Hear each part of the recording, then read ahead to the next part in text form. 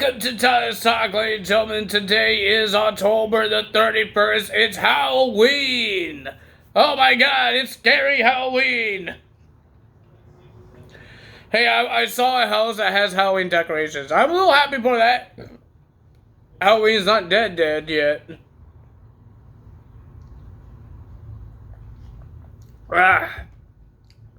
But we do have Halloween. It's coming up. I'm not going to do anything for Halloween, even for the video. I'm sorry. But we're not doing anything for Halloween because normally I do these videos at night, and then I upload it on the next day. I'll try to clean it first. Hold on, guys. There we go. I think it's just the lighting because I have my LED lights on. Well, ladies and gentlemen, we got AEW. We got an interesting AEW. Of course, Jon Moxley had to attack people. We got two parts of a segment with the Orange Cassidy and Jon Moxley thing. Of course, we had to see a brawl. And, ladies and gentlemen, a debut happened. We had a championship match. We got a whole bunch of interviews happen. And, ladies and gentlemen, a whole bunch of attacks. Holy moly. I don't think I can tell you guys every attack, but it looks like Mark Briscoe is not done with Chris Jericho. Chris Jericho, again, name drop, Jey Uso. Saying that he's a two-time world champion. I thought there was something on my chair here, but I don't think so. Oh boy, I don't know what I'm doing. My eyes is playing tricks on me, you know that, guys? But ladies and gentlemen, I thought it was like a stain or something. But I think it's a stitch that was on my chair. But it looks like Mark Briscoe is not done with him because it's going to be Kyle O'Reilly, Mark Briscoe, and Ishii versus Ryan Keefe, Chris Jericho, and Big Bill in a six-man tag team match.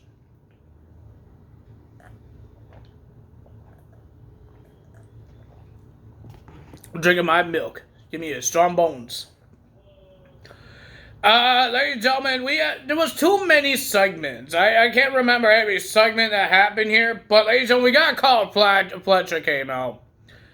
I don't think I told you guys that that he cut his hair. He didn't want to look like Will Ospreay, so he cut his hair. So now he looks like a cue ball. He's not fully, he buzzed. He's like me, but a little more shorter. And then he called out Will Ospreay because last week he says he wants to have a match with Will Ospreay. But remember, he did the Tiger Driver and that makes people get hurt and go to the hospital. So Will Ospreay didn't show up. So he was talking, blah, blah, blah. And then the United Empire theme song happened. And it was Mark Davis. I normally don't remember his name. But they've been saying his name. And he's not happy what Kyle Fletcher has become and turning what he's turning into and what he did to Will Ospreay. But Kyle Fletcher says we will still have. He says Will Ospreay forgets them, and he's using them as his side pieces. And he says he might have he forgotten you while you are injured. He says the only person that did not forget you is me. So there's always a place in the family for Mark Davis, and Mark Davis refuses. He said no to it, and he was about to walk away, but Kyle Fletcher says there's going to be one day that you have to choose, make a big decision. And you know me, he says, you know me, I'm not scared to cut ties with my friends. Because you saw what he did to Will Ospreay. So let's talk about, sorry about the swearing, that's my brother on his dang game. Let's talk about Orange Cassidy. We had a video package to start off. Normally every single week we have this video packages with Jon Moxley. But it got interrupted by Orange Cassidy. Orange Cassidy wasn't doing his normal lazy thing. He was pissed. Because what happened to Tuck Taylor, and he wants to. He's not a leader, he says. He's not a leader. Everybody's trying to make him like a leader, but he's not a leader.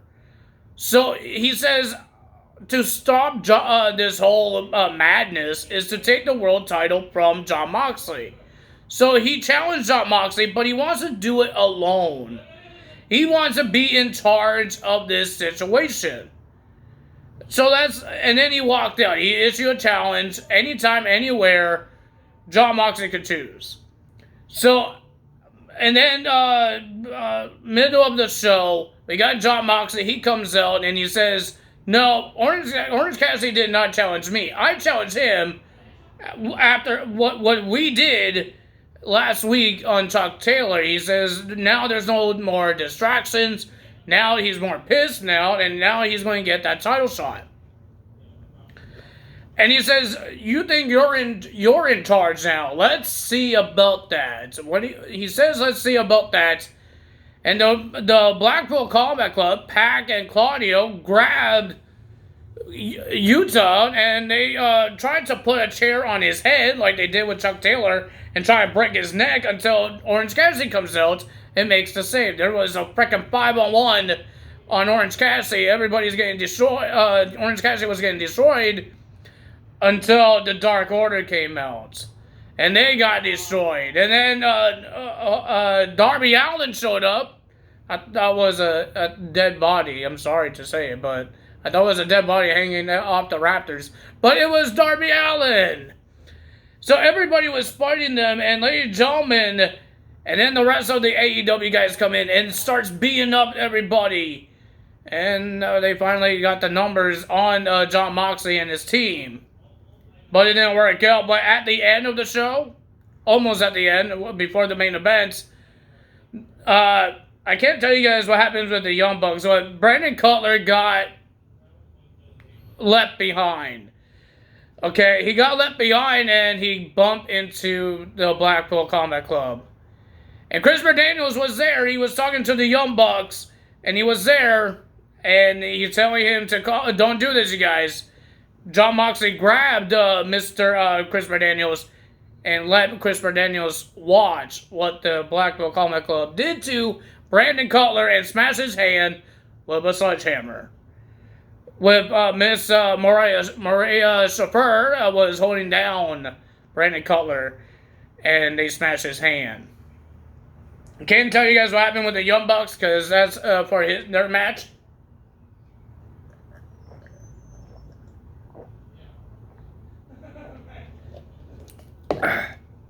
All done my milk. Well, ladies and gentlemen, that was that. We got a whole bunch of interviews and all that stuff. And I will tell you guys more about the ending of the stuff when we get to the matches. So, first match of the evening, we got Adam Cole versus Buddy Matthews. I thought it was a pretty decent match. Pretty okay. But Adam Cole looked like he got hurt. His leg is not 100%. That's why he was gone almost a year now. He was gone for a year because of a leg injury. And every time he landed really bad on it, and even the doctors are trying to stop him wrestling and help him up and take him to the back. But Buddy Matthews had to say, "Oh, really? Because of injury, you're going to walk away from this match?" And then Adam Cole, of course, he didn't walk away. They're trying to make him throw the towel in. He did not do that. But the winner of that match was Adam Cole. And then Adam Cole had some respect for Buddy Matthews. He was trying to shake his hand until the lights went out. And the person that was shaking his hand was Malachi Black when the lights turned on. And it looks like Malachi Black is the next one to face Adam Cole. Adam Cole got 1 win. Roderick Strong, right now I know of, he got 0 wins. So let's see what happens there. Will Roderick Strong get a shot at MJF, or would Adam Cole get a shot at him? Well, ladies and gentlemen, after this whole chaos with everybody, with Jon Moxley and Orange Cassidy, during this whole thing, the Young Bucks music hits. Private Party was already in the ring because we were supposed to have a scheduled tag team match, but this whole chaos thing happened. But remember, if Private Party loses and don't win the tag titles, they have to split up. And I don't want that to happen because I like to watch Private Party. They're like a bunch of cruiserweights, and I like to watch a bunch of cruiserweights tag team doing their flippy-doo tag team moves. I like to see it, but ladies and gentlemen, I thought it was going to happen. after Okada got involved, the Young Bucks dragged Mark Quinn up at the stage while the referee is distracted. Okada came out and did a tombstone onto Quinn on the stage. So I thought it was done, but Zay, right? Zay, I think that's his name. I remember him was Isaiah Cassidy, but they call him Zay now. Was getting his butt kicked, getting finisher after finisher. He was getting his butt kicked, but he was kicking out every single thing he could do. But ladies and gentlemen, at the end, the winner of that match and your new AEW World Tag Team Champions, Private Party. Oh man, that was great. Even these guys, AEW and NXT, know how to make good tag team matches. The last night's NXT's tag team match, main event, was amazing. And this match was amazing as well. I'm not saying AEW doesn't know how to make matches. Because Shota Benjamin is amazing. And they got their main event is Swerve Strickland and Shota Benjamin. It's not about championships. That's their main event. And NXT knows how to make... Everybody is doing a great job. Even TNA is doing a great job. Everybody's doing a great job. The only thing I don't like about AEW is not giving us more stories. That's the only thing they're bad at.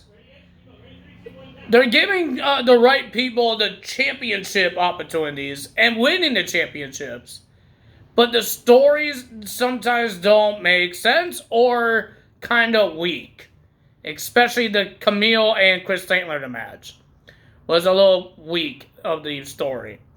But ladies and gentlemen, and then we had backstage, after that, after those two won, the Young Bucks grabbed the titles, yanked it out of their hands, and then they gave it back to them with respect. And they were patting on them, congrats and all that stuff. Congrats to the Private Party winning the tag team titles. And then we're at the back. And then we saw the TNT champion trying to go into the Elite until he got interrupted by Mr. Daniel Garcia. He got really mad and put him against the wall and all that stuff. But when Jack Perry went into the Elite's office, you see them packing and about to leave, and you see Brandon Cutler shredding some documents. That's how Brandon Cutler got attacked when they got in the car. They left early because they're upset because they lost their tag titles. And Brandon Cutler got left behind with the box of shoes that the Young Bucks didn't bring. So yeah, that's I'm happy for Private Party getting the tag team titles. They deserve it. They've been doing a good job. There's a truck beeping in my outside, so yeah. Sorry for that noise too. We had Chris Statlander versus Camille. Can somebody tell me if Chris Statlander is a babyface or a heel? Last time we seen her, she was a heel with Starkly Hathaway. And now she's a babyface? Facing Camille? Well, ladies and gentlemen, I didn't really care for this match because the hype was not hype. I wasn't excited. Oh, look, Chris Statlander versus Camille. What does it mean? I don't know. But, ladies and gentlemen, the winner of that match was Chris Statlander. Getting the win! Oh my god, Camille lost! She's supposed to be undefeated right now. And then she lost. And then Chris Statlander got attacked by Mercedes Moné with the championship. And Mercedes was really mad and told Camille to go in the backstage. And she says, if you want something done, you do it by yourself. And that's it. We have our main event, Swerve Strickland versus Shota Benjamin. It was a pretty decent main event. I enjoyed this one, but the winner of that match was Swerve Strickland getting the win. But MVP was a little upset. So he went on a phone call, and looks like he called somebody because the lights went out. Well, it flickered, and then it went out again. And ladies and gentlemen, finally making his debut, Bobby Lashley came to the aid of MVP and Mr. Shota Benjamin. He had to stare down with Swerve Strickland, and then, ladies and gentlemen, Shota Benjamin, Bobby Lashley, and MVP attack Swerve Strickland and Prince Nana. And MVP, after the attack, He said, look who's back in business. So it looks like we're getting AEW's Hurt Business 2.0. I was thinking in my head, I don't think I will like this Hurt Business 2.0 because I was a big fan of the first one. With Bobby Lashley, MVP, Shelton Benjamin, and Cedric Alexander. Cedric Alexander getting replaced by Swerve? If that's a thing? I don't know that's a good idea. I made it in my game. I didn't make Hurt Business. I made like Beatdown Clan that they had in TNA or Impact Wrestling. With in my team, we got MVP, Bobby Lashley, Samoa Joe, and Swerve Strickland. I love my team. I tested them out on my Universe mode, and they were amazing. Like, Samoa Joe and Swerve Strickland really not work as well as a team. I enjoyed it. It was a 6-man tag team match. It was amazing. I enjoyed it. Oh, man. So, I don't know how this Hurt Business 2.0 going to be. Oh, my God. It's hard talking through this dang truck beeping. My God. Thank you. But, ladies and gentlemen, yeah, that happened there. And, there's a match on the pay-per-view, Full Gear. There is Hangman versus Jay White. That would be an amazing match. But there's a match with the guy that does Boom. I forgot his name. Will be versing QT Marshall in the pre-show, I believe. Why? Does this guy ever wrestled? Like, you're supposed to bring good wrestlers. You know that? You're supposed to have good wrestlers. QT is meh, but this guy, this Boom guy, I get annoyed when he says Boom. Even his son says Boom. I think he has 2 kids and they say Boom. I think that's their thing. I understand the business-wise because he's some big business guy, I guess. I don't know who he is, but yeah, I don't know why he has a match. He wanted a match and now he gets a match.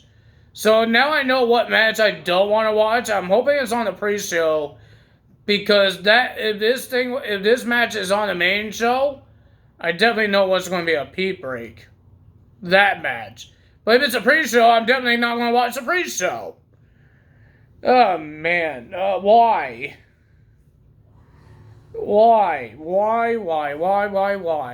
I thought we were done having celebrities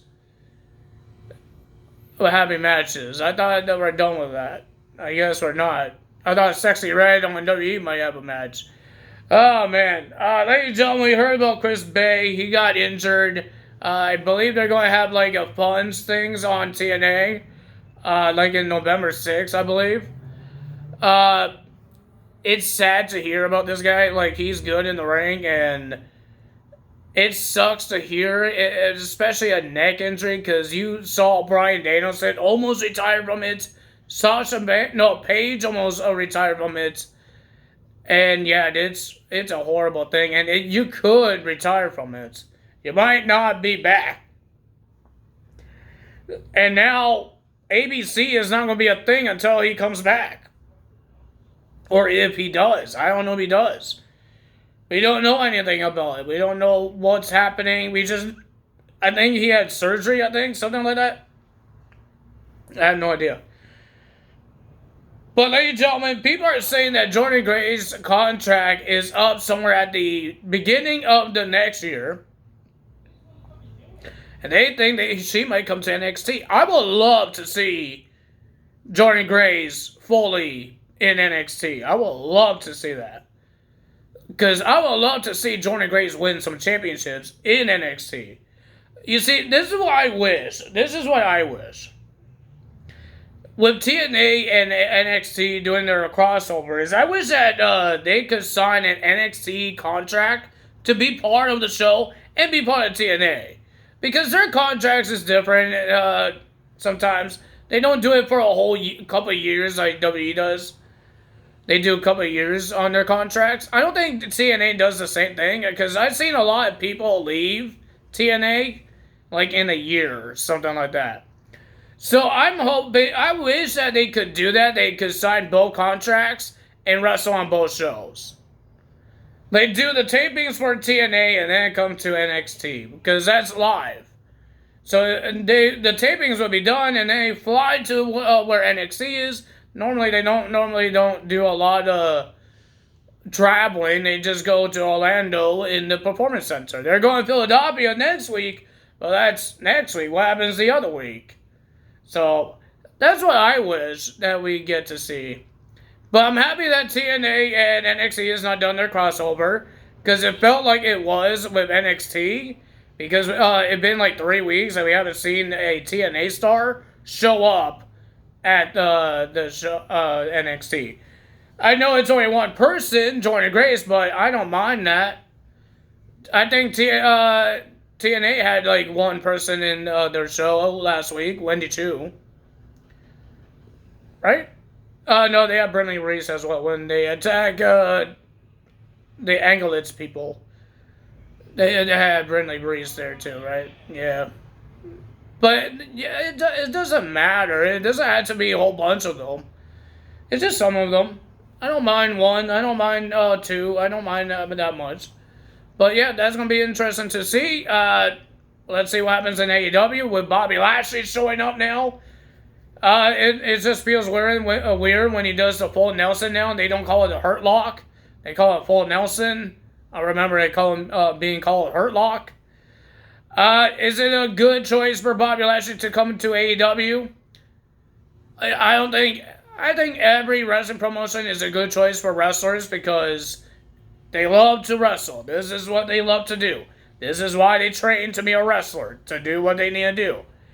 If they've done everything in WWE, why would they stay? Bobby Lashley is like a Grand Slam champion, except he didn't win the tag titles. But he's like a Grand Slam champion in there. And he's been in TNA multiple times, and now this is something new for him. And he could make a Hurt Business again. Maybe it's a different name, but not Hurt Business. But this is how people wanted to see the return of the Hurt Business. We're getting that, but not fully. Because Cedric Alexander is not in it. Cedric Alexander is still in WWE. He's not in AEW. So yeah, is it a bad choice? We will see how his run is. Even with Ricochet. Ricochet been there for a couple weeks. Almost a month now. So yeah, we will see how he does. The only person I'm not a big fan of right now is Mercedes. Not loving what she's doing. I'm not really a big fan of it right now. But Ricochet is good. He has some good matches. He always has good matches. Even in WWE, he always has good matches. Some people say he doesn't do great things in WWE, but you guys are crazy. He did a lot of crazy things. Like, this guy, he's amazing. He doesn't have to, he didn't change his style. The guy's great. He does really good shows, too, so. He's like the next Dolph Ziggler, but now he's not part of WWE. He's not the next Dolph Ziggler. But yeah, he's good. It's just, let's see what else can he do. Can he actually perform well to entertain the fans in AEW? Will they get bored of him? We don't know. Will they get bored of the Hurt Business 2.0 when they are finally part of the faction? Because I don't think they're done with the faction yet. I think there's going to be one more guy, and people are saying it might be Source Strickland, so whenever he chooses to join them, then it's there. And then now, will they get bored of them? Like in a month or two? We don't know. Am I bored of Jon Moxley attacking everybody? Kinda am. But one of these days, there's going to be somebody bigger, somebody top, will knock down Jon Moxley. I don't think it's Orange Cassidy. I think it's going to be somebody else. I wish it was Kenny Omega, but even the Young Bucks try to do Kenny Omega's moves. They did the knee trigger and his Fallen Angel. No, I think that's Chris Daniels' move. One winged angle? I think that's what it's called. Angel? Something like that. I forgot what it was.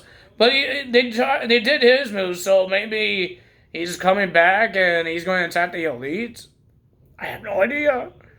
But ladies and gentlemen, that's all for today. If you guys enjoyed this video, hit the like button, leave a comment below, hit the subscribe button. I will see you guys on Friday. I will be going to a Destiny Wrestling show on Sunday.